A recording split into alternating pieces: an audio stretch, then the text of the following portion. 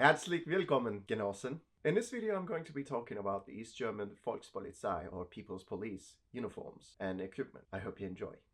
Starting from the top, I have my Schwimmmütze, which is a typical East German officer's cap. It is designed identically to an army model, but it is made from the green fabric that is predominantly used by the German People's Police. It is a 1970s example, but it does fit the regulations of the uniform that I'm going for, which is for the 1980s. It is fairly similar to a previous era of German military, especially to the Weimar Republic.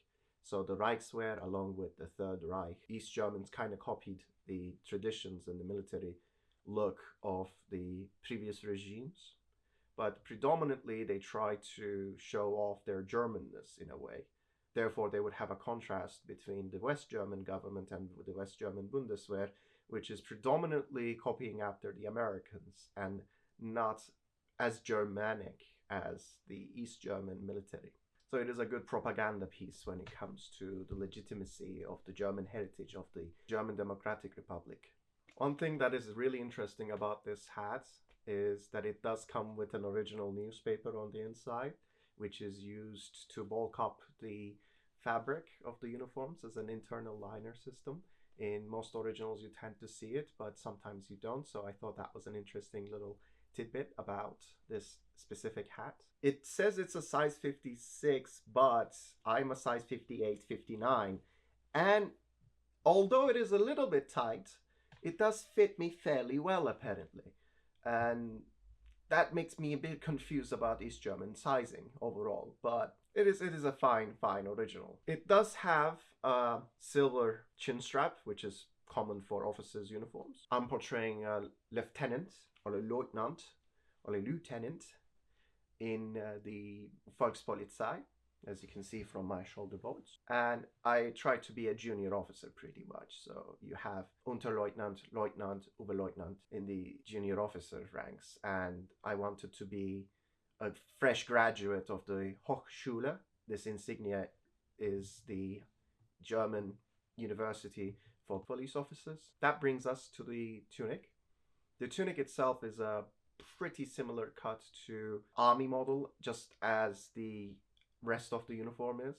And you can see my open collar design of the uniform, which is again a new thing when it comes to German uniforms of this era, because previous East German uniforms were a closed collar with a dark collar design, kind of similar to Wehrmacht and the Reichswehr uniforms. The tie and the shirt that I'm wearing are also East German police issue. They would have the insignia of the Minister of the Interior on it, MDI. And yeah, the general cut of this uniform is fairly tight and well fitted on me. I especially like this sportish size that they use, which is it is a M48-0, which gives us a nice hourglass shape to it, which is fairly uncommon in uniforms, to be fair, but for an officer, I feel like dressing apart is still the case, even if you're in a communist regime. You can see more of the insignia close-ups right around here. You can see the lieutenant shoulder boards and the officer's collar tabs. The collar tabs and the shoulder boards are quite similar to the Grenztruppen ones, which are the East German border troops. However, there are some differences when it comes to the collar tabs. Depending on the assignment or what you're doing pretty much, you tend to see two sets of trousers being used. You have straight-legged trousers for daily wear and breeches for special occasions like parades and, for some reason, shooting exercises. Currently, I am wearing my trousers, which are the 1980s model with the green trim. Also is on my tunic, as you can see, which was done around the 1980s. In the 1970s, if you're trying to do an earlier model of uniform, you don't see the green trim around the edges of your uniform. For footwear, I simply have, since I'm wearing straight-legged trousers, I have dress shoes, black dress shoes. They're not East German made, however, until I get a proper replica or an original, these will be sufficient enough for now. When it comes to the breeches that were worn, you also see jackboots being worn with them. And here is an example of me wearing them for specific occasions. Said specific occasions also include certain gear items, such as the East German police officers' map case, which is quite a similar copy of a World War II design, just made in a cheaper leather. And these are quite different than the army ones, which are made from fake leather. But aside from that, it is a basic map case, again marked with the Ministry of the Interior